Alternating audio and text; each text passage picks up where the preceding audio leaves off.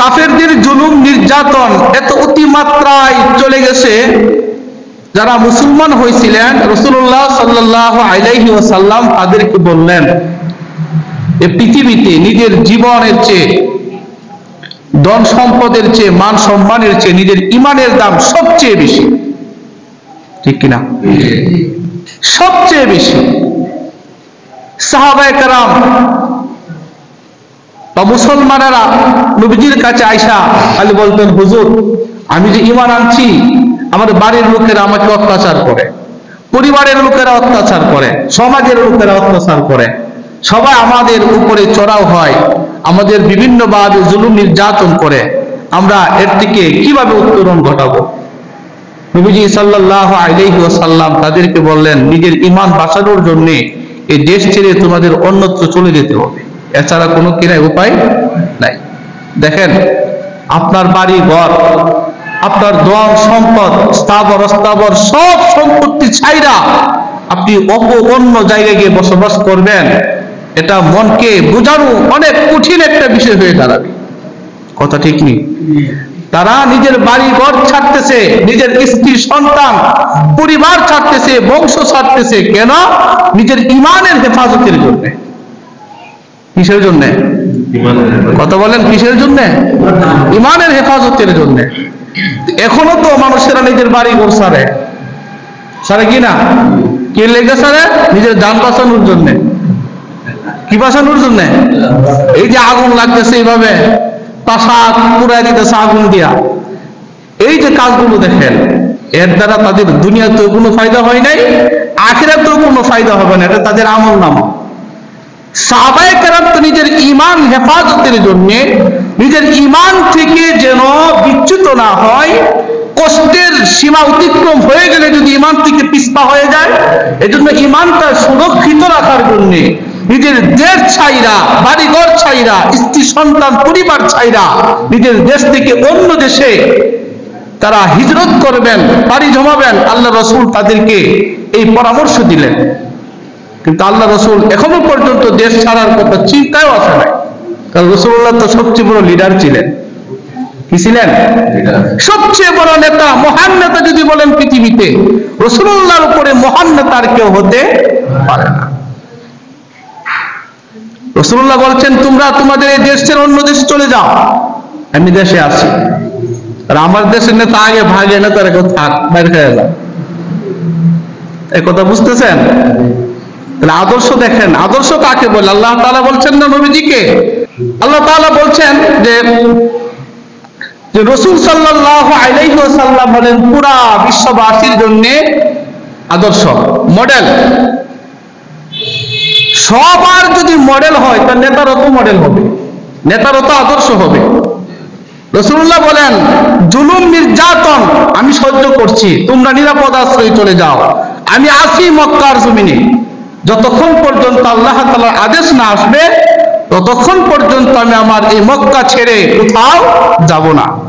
আর আমার নেতারা সবাই ফালায় তুইয়া নিজের জান বাঁচায়া আরামে দিন কাটায়। সাহাবায়ে কেরাম, একদল সাহাবায়ে কেরাম তো চলে গেছিলেন হাবশায়,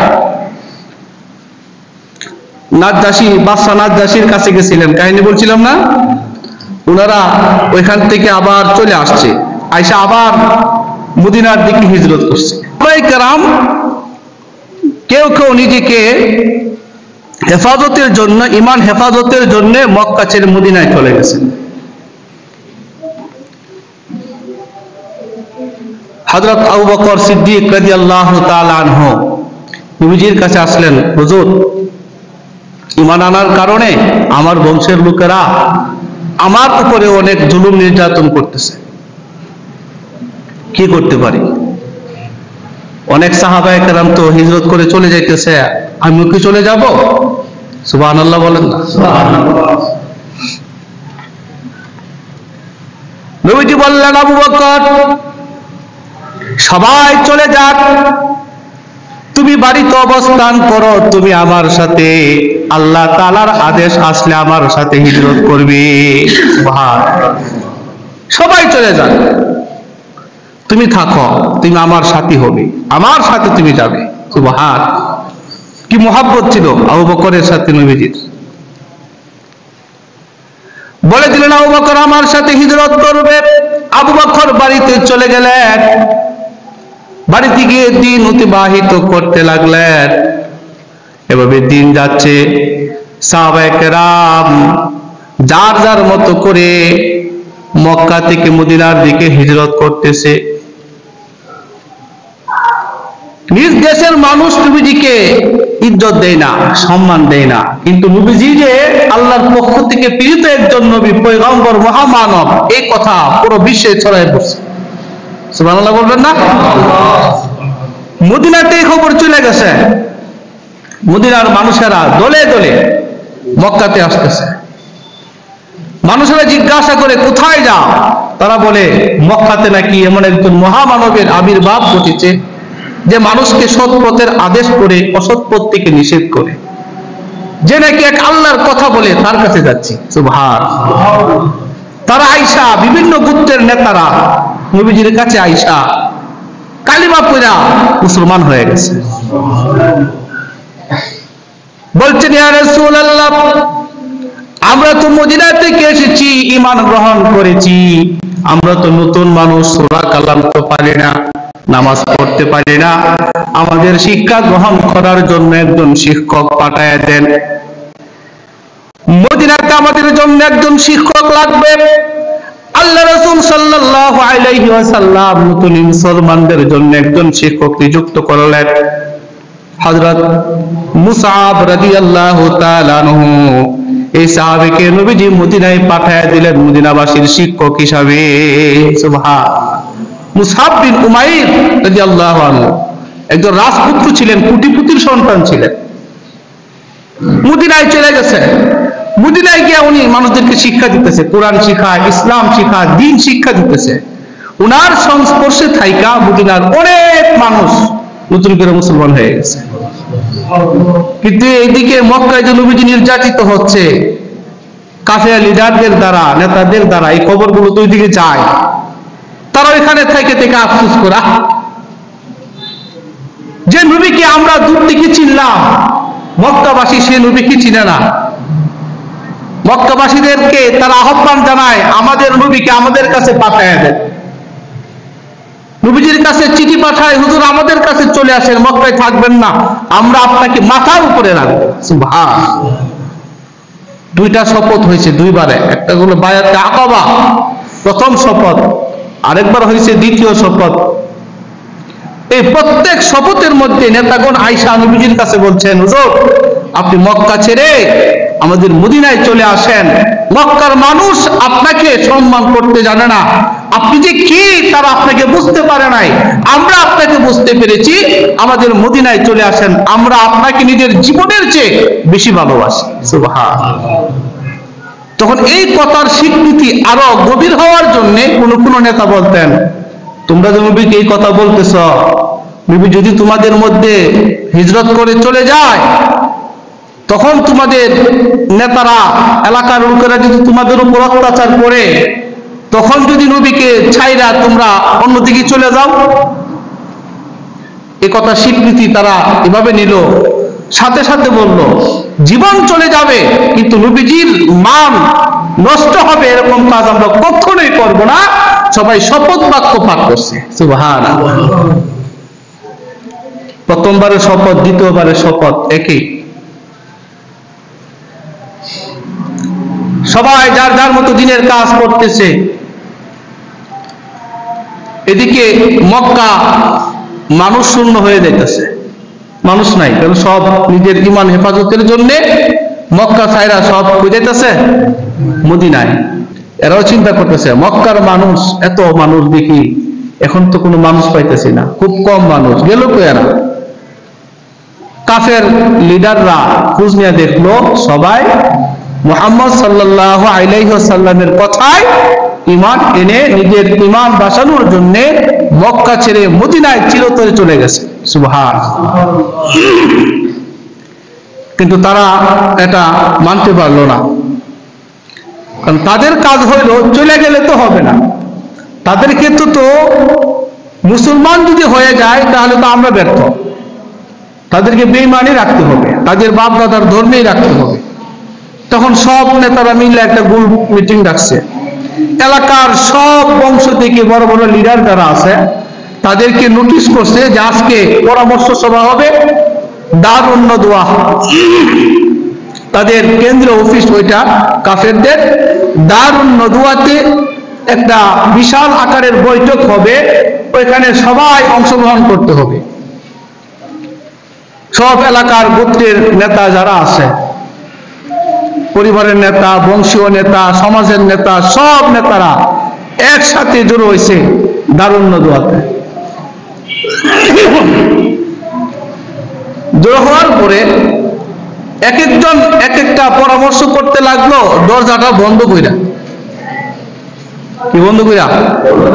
রুদ্ধদ্বার বৈঠক। কিন্তু হঠাৎ করে কি যেন দরজার মধ্যে আইসা খটখট করে আওয়াজ করতেছে।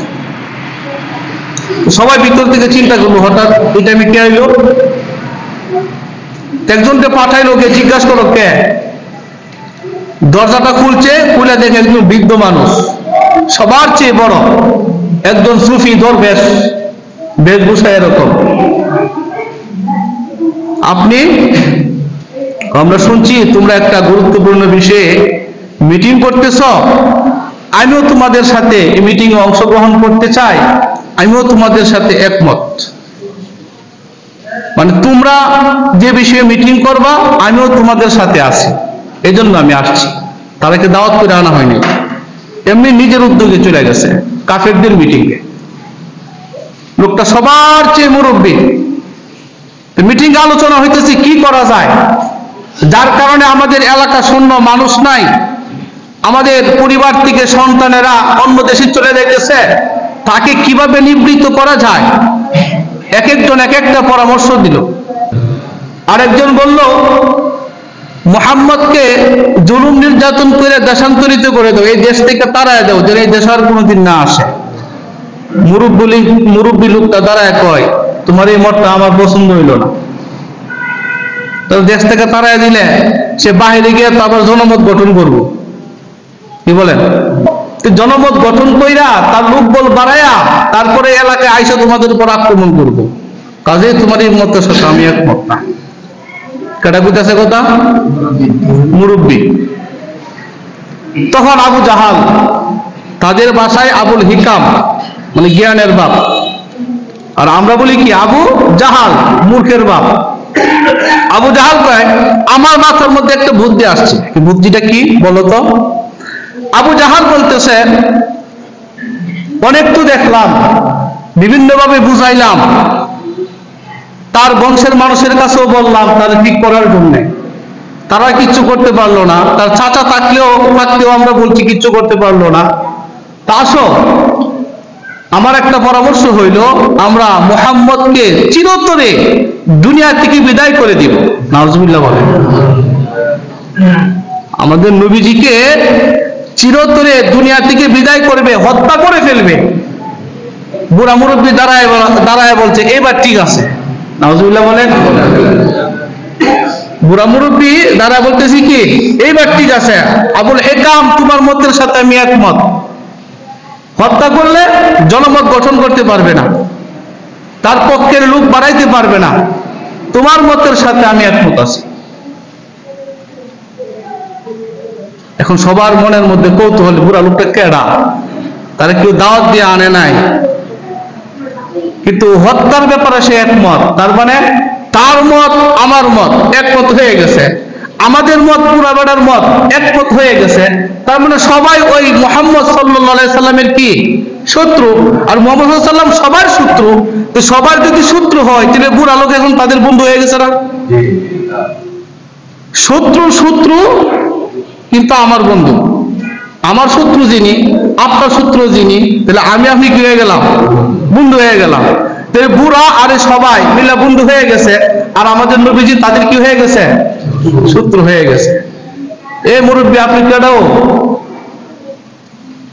তখন মুরব্বী তার নিজের পরিচয় প্রকাশ করতেছে। তোমরা যেমন দেখতেছ আমার বড় দাড়ি, বড় পাঞ্জাবি, বড় জুব্বা, হ্যাঁ একদম বুজুর্গ মানুষ, আমি আসলে তত বুজুর্গ না, আমি হইলাম শয়তান। নাউজুবিল্লাহ। এ মানুষের বেশ দইরা মুরব্বী সাহেবরা মানুষের চেহারা সুরত নিয়া এই কাফেরদেরকে আবু জাহাল আবুল হিকাম এদেরকে প্ররোচনা দেওয়ার জন্য মানুষের বেশ ধারণ কইরা মুরব্বী সাহেবরা নবীজিকে হত্যা করার পরামর্শ দেওয়ার জন্য সেই মিটিং উপস্থিত হয়েছে। সবাই এই বিষয়ে একমত। মারবো কেডা? যদি একজন মারতো যায় তাহলে যার বাড়িতে মারতো যাইবো এর কাকু শুধু আছে না, একজনে গেলে তো এরা সবাই দুইটা করে ফিরাইবো, আর সবাই মিলে গেলে সবাই কিছু করতে পারবো? কিন্তু কেন যাইবো? সবারই তো শত্রু, কিন্তু একার পক্ষে সম্ভব না। তখন বুড়া শয়তান সে আবার পরামর্শ দিতেছে, পরামর্শ আমার কাছে আছে, এই জন্য তো আমি আইছি। পরামর্শ হইল, তোমাদের এলাকার প্রত্যেক বংশের যে নেতা আছে এরা থাকবো সামনের সারিতে, আর এদেরকে বলবা বংশের প্রত্যেকেই যেন একজন করে আসে, প্রত্যেক পরিবার থেকে। ব্রাহ্মণবাড়িয়ার ঝগড়াগুলো দেখেন না, এরা নোটিশ দিব, বংশে বংশে ঝগড়া করে, গ্রামে গ্রামে ঝগড়া করে, এরা নোটিশ দিয়ে দিবে আগামী মাসের এত তারিখে ওই গ্রামের সাথে আমাদের ঝগড়া হবে। এলাকাবাসীর যে যেখানে আসো, ঢাকা থাকলে ঢাকা থেকে চট্টগ্রাম যেখানেই থাকো, পরিবারের সবাই জানাই দিব এত তারিখের মধ্যে সবাই চলে আসতে হবে, যদি না আসো তার জন্য জরিমানা আছে। তারা সমাজ থেকে একটু বাড়ি করে দিব। তো সবাই নোটিশ কইরা সব বংশের সব গ্রুপে সব পরিবারের মানুষ আইন না, তারপরে আর মারামারি করে টেটা নিয়ে, এগুলো দেখছেন না? এই বর্বরতার যুগের জাহেলি যুগের এই সবক এরা খুব গ্রহণ করছে। তো শয়তান বুদ্ধি দিল সব পরিবার থেকে একজন করে আসতে হবে, আর নয়তো তাদের বিচার হবে। শয়তানের এই বুদ্ধি সবাই মিলে কাজে লাগাইছে। ঠিক আছে, জানায় দেওয়া হয়েছে উমুক দিন আমরা মুহাম্মদকে হত্যা করার জন্য তার বাড়িতে আমরা আক্রমণ করব। কন্যা নাউজুবিল্লাহ।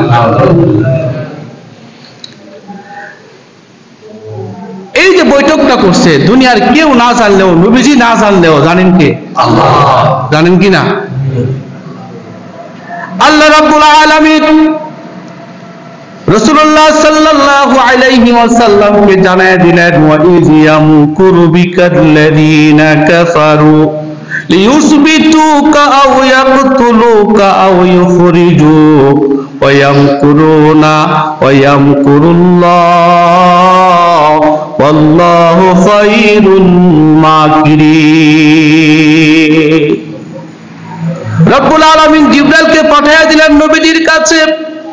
নবীজির কাছে জিবরাইলকে পাঠায় জানায় দিলেন, বন্ধু কাফেররা তো আপনাকে হত্যা করার ব্যাপারে একমত হয়ে গেছে, ষড়যন্ত্র করতেছে, কাজে এখন আর এই মক্কার জমিনে আপনার থাকা যাবে না, আপনাকে মক্কা থেকে হিজরত করে আপনি এখনই আপনাকে মদিনার দিকে চলে যেতে হবে। জিবরাইলের মাধ্যমে নবীজিকে আল্লাহ তাআলা কি করে দিয়েছেন? জানায় দিয়েছেন। রাসূলুল্লাহ দুপুর বেলা যে সময় কেউ কারো বাড়িতে যায় না, সাধারণত কোনো মানুষ দুপুরের সময় বা খাবার দাবারের সময় কেউ ওই সময় কারো বাড়িতে যায় না। আল্লাহ রাসূল ওই সময় আবু বকরের বাড়িতে গেলেন। আবু বকর রাদিয়াল্লাহু তাআলা আনহুর বাড়িতে ওই সময় যাওয়ার কারণে আবু বকর চিন্তা করলেন হয়তো কোনো গুরুত্বপূর্ণ বিষয় আছে। হযরত আবু বকরকে জানায়া দিলেন, আবু বকর আল্লাহ তাআলার পক্ষ থেকে আদেশ এসেছে, মক্কার জমিনে আর থাকা যাবে না, আমাকে হিজরত করতে হবে। আবু বকর বললেন, ইয়া রাসূলুল্লাহ আমাকেও কি হিজরত করতে হবে কিনা? আল্লাহ রাসূল বললেন, ও আবু বকর আল্লাহ তাআলা আমার সাথে তোমাকেও হিজরত করার আদেশ করেছে। রেডি থাকো, আজকে আমরা কি করব? হিজরত করব। দেখেন রাসূলুল্লাহ সাল্লাল্লাহু আলাইহি ওয়াসাল্লাম কেমন মানুষ, কেমন উত্তম চরিত্রের লোক। আরবের সব কাফেররা রাসূলুল্লাহকে শত্রু মনে করে আল্লাহ রাসূলকে হত্যা করার জন্য সব ধরনের প্রচেষ্টা তারা অব্যাহত রেখেছে, কিন্তু তখনও পর্যন্ত আরবের ধনী ধনী মানুষের মূল্যবান সম্পদগুলো আল্লাহ রাসূলের কাছে আমানত দেওয়া। সুবহানাল্লাহ বলবেন না? যে আবু জাহাল উতবা সাইবা নবীজিকে হত্যা করার জন্য ফোন দিয়ে আসলো, তাদের গচ্ছিত জিনিস, তাদের ধন সম্পদ, তাদের স্বর্ণগুলো, তাদের দিরহাম দিনার গুলো আল্লাহ রাসূলের কাছে আমানত স্বরূপ রেখে দিয়েছিলেন। কারণ তখনও তারা জানতো আব্দুল্লাহর ছেলে মুহাম্মদ আমাদের ধর্মের বিরোধী হলো, তার চরিত্র ভালো, তার কাছে আমাদের সব কিছু রাখতে পারলে আমরা বিশ্বাস রাখতে পারি। বলেন সুবহানাল্লাহ। আল্লাহ রাসূলের কাছে আরবের সব সম্ভ্রান্ত ধনী মানুষের টাকা পয়সা স্বর্ণ অলংকার গচ্ছিত রাখা, আর অপরদিকে কাফেররা নবীজিকে হত্যা করার জন্য ষড়যন্ত্র করতে লাগলো। আল্লাহ রাসূল তো পারতেন যে তারা আমাকে হত্যা করতে চায়, তাদের একটা সম্পদ একটা অলংকার তাদেরকে দেব না, কি বলেন? পারতেন কিনা? আমাদের দেশে রাষ্ট্র ক্ষমতায় থাইকা ব্যাংকের টাকা পয়সা তারা নিয়ে উধাও হয়ে যায় কি যায় না? কোটি কোটি টাকা পাচার করে নিজের স্বার্থ উদ্ধারের জন্য আর আল্লাহ রাসূলকে হত্যা করার ষড়যন্ত্র করলো। আল্লাহ রাসূলের কাছে সবার গচ্ছিত মালগুলো আছে। আল্লাহ রাসূলের কাছে পয়গাম আসলো, মক্কা থেকে মদিনা হিজরত করতে হবে, আজকের মধ্যেই চলে যেতে হবে, আর নয়তো কাফেররা আপনাকে হত্যা করে ফেলবে। আল্লাহ রাসূল চিন্তা করলেন, মানুষের হক আমার কাছে, মানুষের আমানত আমার কাছে, এগুলো কি করব? আল্লাহ রাসূল সাল্লাল্লাহু আলাইহি সাল্লাম হযরত আলীকে ডাক দিলেন, ও আলী আসো, আমাকে হিজরত করতে হবে, তুমি আমার বিছানার মধ্যে শুয়ে থাকবে, আর এই জিনিসগুলোর নাম সহকারে লিখিত আকারে হযরত আলীর কাছে দিয়ে রাখলেন, এই জিনিসগুলো তুমি আগামীকাল সব মানুষের কাছে পৌঁছায়া দিবে। মক্কার মানুষের আমানত আমার কাছে আছে, আমি তো চলে যাব, তুমি এই আমানত গুলো এমন মানুষের কাছে তাদের এই জিনিসগুলো পৌঁছায় দেবে। সুবহানাল্লাহ। ও আলী, আমার বিছানায় শুয়ে থাকো, আর চিরেই তোমার সাথে আমার দেখা হবে মদিনায়।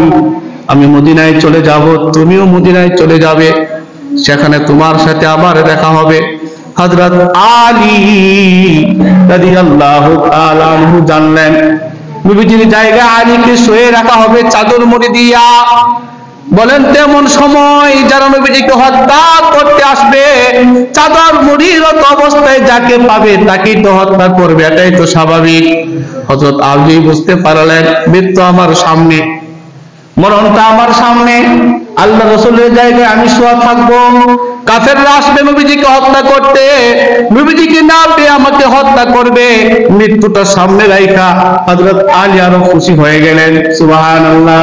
নবীজিকে বললেন, ইয়া রাসূলুল্লাহ, আপনাকে মনে করে কাফেররা আমাকে হত্যা করতে আসবে, এরপর আমি খুশি, কারণ হাসরের ময়দানে আমি আমার আল্লাহকে বলতে পারবো আমার নবীর জন্য আমার জীবনটা উৎসর্গ করে দিয়েছিলাম। কি মহাব্বত! আল্লাহ রাসূল সাল্লাল্লাহু আলাইহি ওয়াসাল্লাম রাতের বেলা হযরত আলীকে ঘরে শোয়ানো অবস্থায় ঘর থেকে বের হয়ে যাবে, এমত অবস্থায় দেখতে পেলেন কাফের লিডারেরা শত শত মানুষ নিয়া নবীজি সাল্লাল্লাহু আলাইহি ওয়াসাল্লামের বাড়ির সামনে উপস্থিত। বলেন তো কেন আসছে? নবীজিকে হত্যা করার জন্য আসছে। নবীজিকে হত্যা করবে, সব মানুষ বাড়ির সামনে উপস্থিত হয়ে গেছে। আল্লাহ রাসূল সাল্লাল্লাহু আলাইহি ওয়াসাল্লাম ঘর থেকে বের হবেন, এমত অবস্থায় দেখলো সব মানুষ এখানে খাড়া, কি করা যায়? আল্লাহ তাআলা বললেন, নবী আমার, এই কাফেররা আপনাকে হত্যার জন্য আসছে, আমি আপনাকে ফর্মুলা শিখাইয়া দিলাম, এক মুষ্টি মাটি হাতে নিয়ে তাদের দিকে ছুঁড়ে ফেলেন। সুবহানাল্লাহ। আর আপনি পড়তে থাকেন কোরআনের আয়াত, ওয়াজআলনা মিন বাইনি আইদিহিম সাদ্দাও ওয়া মিন খালফিহিম সাদ্দান ফাআগশাইনাহুম ফাহুম লা ইউবসিরুন। আল্লাহু আকবার। আল্লাহ রাসূলের আয়াত পড়ে এক মুষ্টি মাটি নিয়ে কাফেরদের দিকে ছুঁড়ে ফেললেন। যখন কাফেরদের দিকে মাটিগুলো ছুঁড়লেন, আল্লাহ তাআলা কুদরতি ভাবে সবার চোখের মধ্যে এগুলো ফালাইয়া দিলেন। চোখে পড়ার পরে যখন চোখের মধ্যে ধুলি কণা গুলো চলে গেল, সবাই নিজেদের চোখ কাছলাইতে লাগলেন। এই ফাঁক দিয়ে আল্লাহ রাসূল তাদের সামনে দিয়ে চলে গেলেন, একটা কাফেরও টের পাইলেন না যে নবীজি চলে গেছেন। বলেন সুবহানাল্লাহ। কিছুক্ষণ পর তাদের চোখ যখন ভালো হয়ে গেছে, আবার সারিবদ্ধভাবে দাঁড়ায় গেছে, অস্ত্র নিয়ে তাকবীরে দাঁড়ায় গেছে, বাইরে আর মুহাম্মদকে হত্যা করবে। রাত শেষ হয়ে যাইতেছে, না খবর নাই কোনো। শেষ দিকে রাতের এক লোক আসছে, কেউ তোমরা সবাই এখানে দাঁড়ালিছো কি লেগা? কথা বলে না, কথা বলে না, টের খেয়াল লাগবে। কি খেয়াল লাগবো? চোখ কথা বলে না, কি টের খেয়াল লাগবো? আমরা দাঁড়াইছি, আজকে মোহাম্মদকে আমরা হত্যা করবো, এই দেখো অস্ত্র দাঁড়ায় গেছি। মোহাম্মদকে হত্যা করবা? যে কই, ঘরের ভিতরে আছে। কারণ আমি যদি খেলাম রাস্তায় দিয়ে কই যাইতেছে। সুবহানাল্লাহ। কি কও? এই তো জানালা উকি দিয়া দেখে একদম চাদর উপরে দিয়ে শুয়ে রয়েছি। এই যে আছে, আমি কারে দেখলাম? তুমি ভুল দেখছো। আরে না, ভুল দেখছি না, আমি সঠিকটা দেখেছি। আল্লাহ রাসূল মুহাম্মদ সাল্লাল্লাহু আলাইহি ওয়াসাল্লাম এইমাত্র দেখে আসছি, সে আমার সামনে দিয়ে চলে গেছে, তোমরা তো তাকে ঘরে পাইবা না।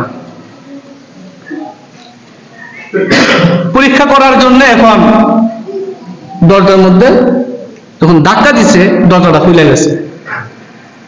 খুলে গেছে, পাইছি দর, এখনই কূপ দে মাইনালা।